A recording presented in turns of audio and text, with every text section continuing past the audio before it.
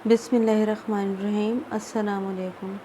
आज मैं आपको रमज़ान स्पेशल में एक ऐसे ड्रिंक का बता रही हूँ जो लोग अफ्तार करने से अवॉइड करते हैं। उनको अपनी जो है फ़िज़िक्स का बड़ा ख़्याल रहता है कि नहीं हम मोटे हो जाएंगे, और उनको एनर्जी भी पूरी लेकिन चाहिए होती है, और वो ये भी चाहते हैं कि हम जो है अंदर कमज़ोरी महसूस नहीं करें।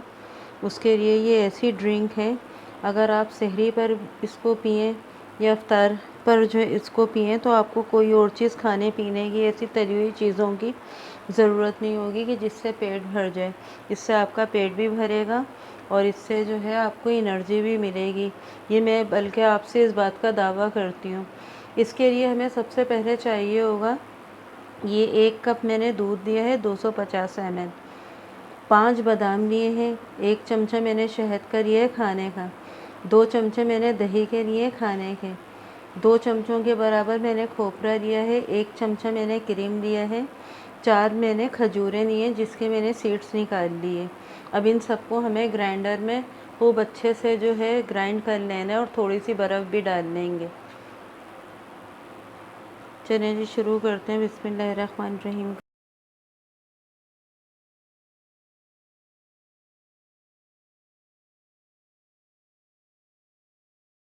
अब हम इसमें थोड़ी सी बर्फ़ मिला देंगे।